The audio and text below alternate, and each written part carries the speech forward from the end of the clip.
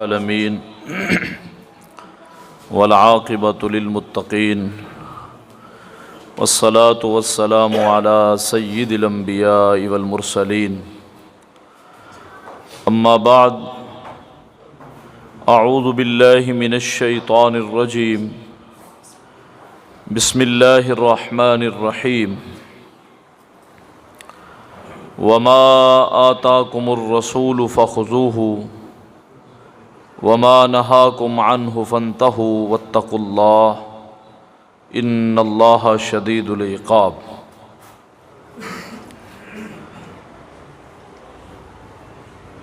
اس دنیا میں جتنے بھی فتنے آئے ہیں اور جتنے فتنے اس وقت موجود ہیں اور جتنے فتنے قیامت تک آئیں گے اور رونما ہوں گے، ان تمام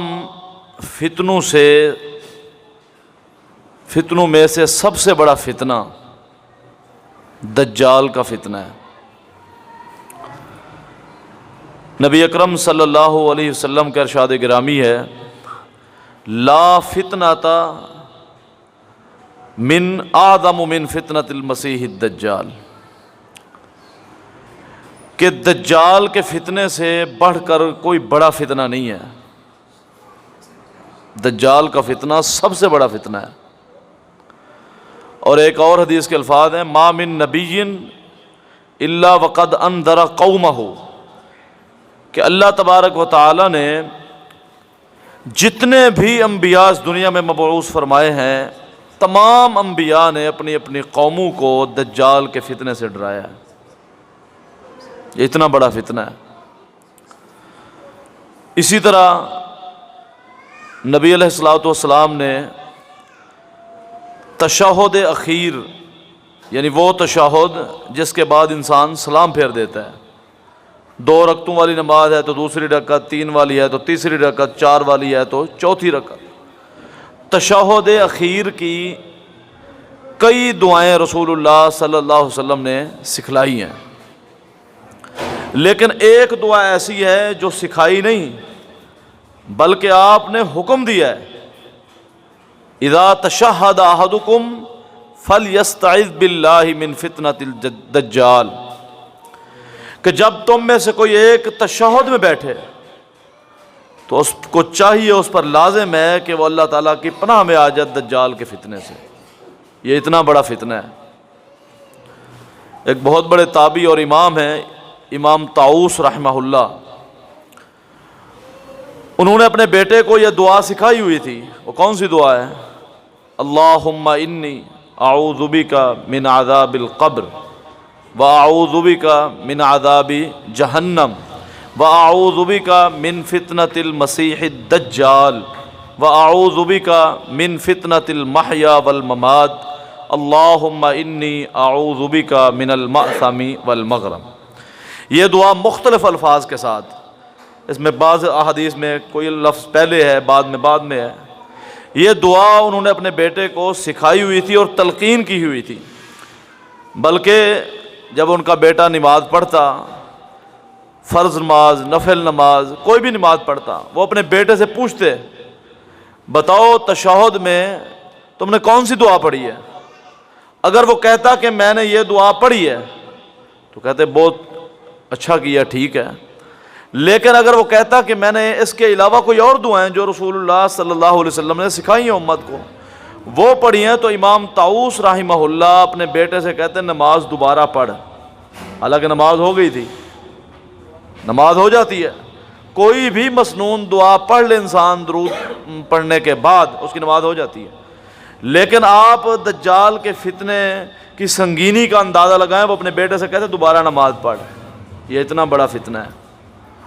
اور رسول اللہ صلی اللہ علیہ وسلم جب بھی نماز پڑھتے اور تشہد اخیر میں یہ دعا لازمی پڑھتے تھے، جو کہ کئی دوستوں کو یاد ہی نہیں ہے، چونکہ سکھائی نہیں گئی۔ شروع سے ایک ہی دعا سکھائی ہے کہ درود کے بعد کون سی دعا؟ ربی جعلنی مقیم الصلاۃ ومن ذریتی ربنا وتقبل دعا ربنا اغفر لی ولوالدی وللمؤمنین یوم یقوم الحساب۔ یہ سورہ ابراہیم کی آیات ہیں، یہی سکھائی گئی ہے بچپن سے، بلکہ کئی دوستوں کے تو علم ہی نہیں ہوتا کہ اس کے علاوہ بھی کوئی اور دعائیں بھی ہیں جو رسول اللہ صلی اللہ علیہ وسلم نے تشہد اخیر میں سکھائی ہیں۔ یہ دعا رسول اللہ صلی اللہ علیہ وسلم نے کبھی بھی نہیں پڑھی، لیکن یہ آپ کا فرمان ہے کہ درود کے بعد کوئی بھی مسنون دعا انسان پڑھ سکتا ہے۔ تو ربی جعلنی بھی اگر پڑھتا ہے تو اس کی نماز ہو گئی ہے، نماز ہونے یا نہ ہونے والی بات نہیں ہے۔ لیکن یہ دجال کے فتنے کی سنگینی کا اندازہ لگائیں، رسول اللہ صلی اللہ علیہ وسلم خود بھی پڑھتے ہیں، بلکہ حکماً آپ نے یہ دعا سکھائی ہے کہ جب بھی تشہد اخیر میں بیٹھو تو دجال سے اللہ تعالیٰ کی پناہ مانگو۔ جب دجال اس دنیا میں آئے گا نا، اس کے آنے سے 1 سال پہلے دنیا میں بارش نہیں ہوگی، پورا سال روئے زمین پر ایک قطرہ بھی بارش نہیں برسے گی، اور جب بارش نہیں ہوگی تو کیا رزلٹ نکلے گا؟ اس دنیا سے ہریالی ختم ہو جائے گی، ہریالی ختم ہو جائے گی، حتیٰ کہ پانی بھی ختم ہو جائے گا، اور انسان اپنے جانوروں کو چھوڑ دے گا، کیونکہ جانور بھی پانی کے بغیر زندہ نہیں رہ سکتا۔ ہر انسان کو اپنی جان کی فکر لاحق ہوگی، وہ پانی بچائے گا، اتنا پانی ہو میرے پاس میں اپنی زندگی کو بچاؤ کر سکوں، اگرچہ میرے جانور مرتے ہیں تو مر جائیں۔ تو حدیث کے الفاظ ہیں کہ جانور مرنا شروع ہو جائیں گے، ایک شخص راستے سے گزرے گا، اسے ہر طرف مردہ جانور نظر آئیں گے، بدبو ہوگی ان کی، یعنی 1 سال تک مسلسل اس زمین پر بارش نہیں ہوگی۔ اور بارش اللہ تعالیٰ کی رحمت ہے، بہت بڑی رحمت ہے، پانی سے ہی زندگی ہے، پانی سے زندگی ہے۔ تو 1 سال کے بعد دجال اس دنیا میں رونما ہوگا، اور جب وہ آئے گا اس کے ساتھ 2 چشمے ہوں گے، 2 نہریں ہوں گی، ایک نہر ہوگی دودھ کی اور ایک ہوگی پانی کی نہر۔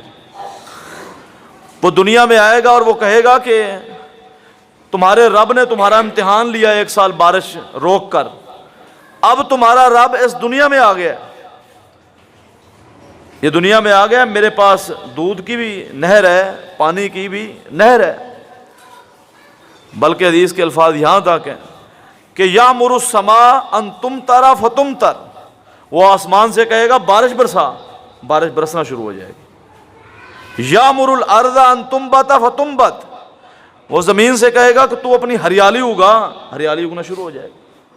اس وقت جب یہ حالت ہوگی، بڑے بڑے نمازی، بڑے بڑے پرہیزگار، بڑے بڑے متقی اس کے بہکاوے میں آ کر وہ کہے گا پانی پینا ہے، اس کی ایک ہی شرط ہے، تمہارا رب آسمان سے دنیا میں آ گیا، اسے سجدہ کر لو اور پانی پی لو۔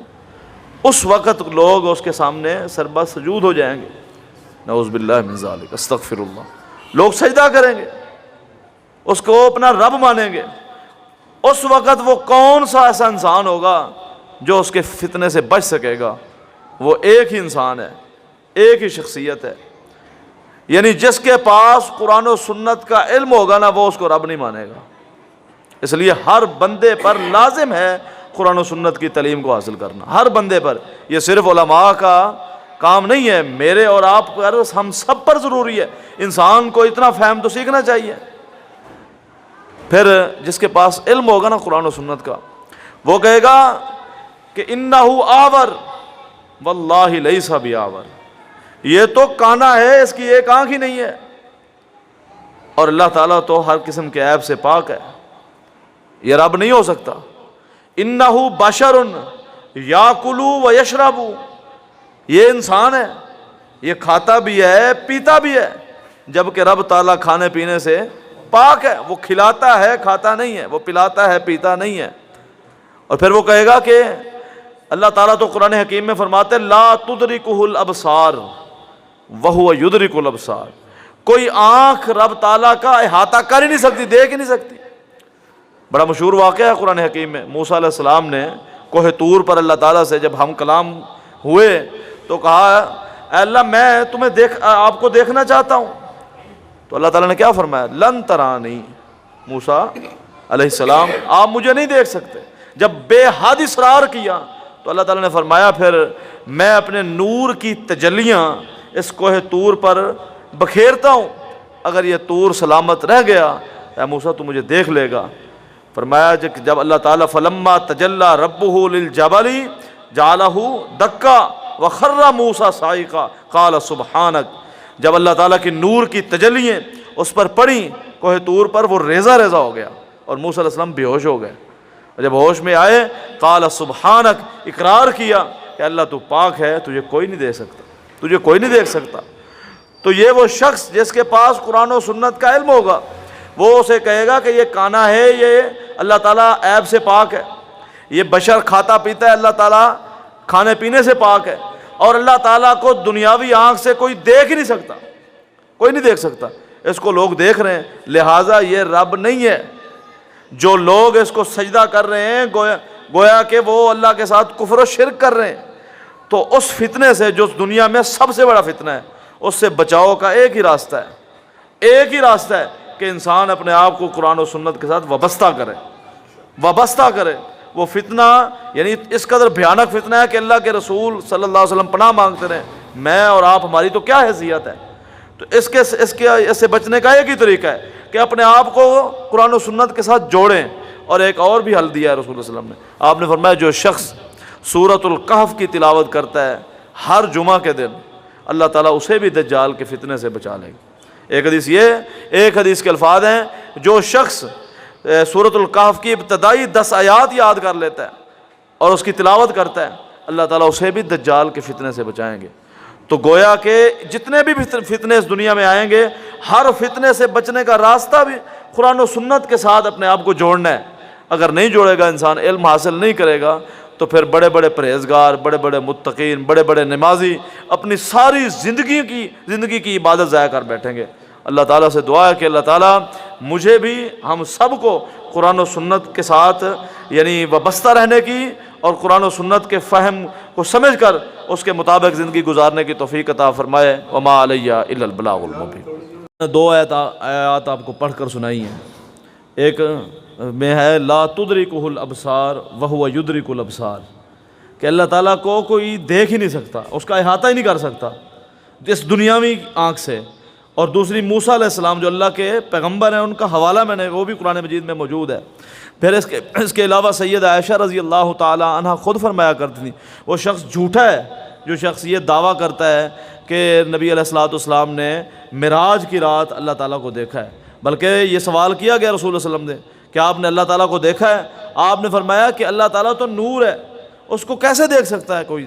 میرے اور اللہ تعالیٰ کے درمیان 70,000 نور کے پردے تھے۔ ہم کلام ہونا اور بات ہے، دیکھنا اور بات ہے۔ اور اچھا، دیکھنے سے کیا فضیلت بڑھ جائے گی؟ ہمارا یہ ایمان ہے، ہمارا یہ نظریہ ہے، ہمارا یہ عقیدہ ہے، اس پوری مخلوق میں اللہ تعالیٰ نے جتنی بھی مخلوقات بنائی ہیں، تمام مخلوقات کے سردار اور ساری کائنات کے سردار، سب سے اعلیٰ، سب سے افضل کون ہے؟ ہمارے پیارے پیغمبر جناب محمد الرسول اللہ صلی اللہ علیہ وسلم۔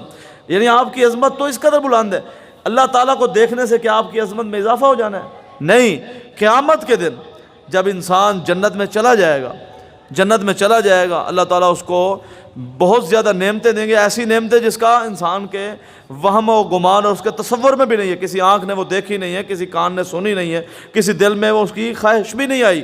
جب وہ ساری نعمتیں اللہ تعالیٰ جنت میں کسی کو دیں گے، وہاں پر پھر اللہ تعالیٰ جنتیوں سے ہم کلام ہوں گے اور کہیں گے کہ بتاؤ کسی چیز کی کمی ہے؟ تو وہ کہیں گے اللہ سب کچھ مل گیا ہے۔ اللہ تعالیٰ فرمائیں گے ایک نعمت ایسی ہے جو ابھی تک نہیں ملی۔ وہ نعمت کیا ہے؟ وہ ہے کہ اللہ تعالیٰ قیامت والے دن اپنا دیدار کروائیں گے ہر جنتی انسان کو، اور اللہ تعالیٰ پھر اعلان کروا دیں گے کہ آج میں تم سب پر راضی ہو گیا ہوں، اب کبھی تم سے ناراض نہیں ہوں گا۔ تو گویا کہ اس دنیا کی آنکھ میں کوئی بھی انسان، چاہے اللہ تعالیٰ کے انبیاء ہوں یا کوئی عام انسان ہو، اللہ تعالیٰ کو نہیں دیکھ سکتا۔ اللہ تعالیٰ نور ہے، اس کو نہیں دیکھا جا سکتا۔ جنت میں جنتیوں کو اللہ تعالیٰ دیدار کرائیں گے اور یہ جنت کی سب سے بڑی نعمت ہوگی۔ تو یہ یعنی قرآن و سنت سے ثابت ہے۔ باقی اللہ تعالیٰ ہمیں یعنی قرآن و سنت کو سمجھنے کی توفیق دے اور قرآن و سنت کو خود مطالعہ کرنے کی، پڑھنے کی توفیق عطا فرمائے۔ وما علیہ الا البلاغ۔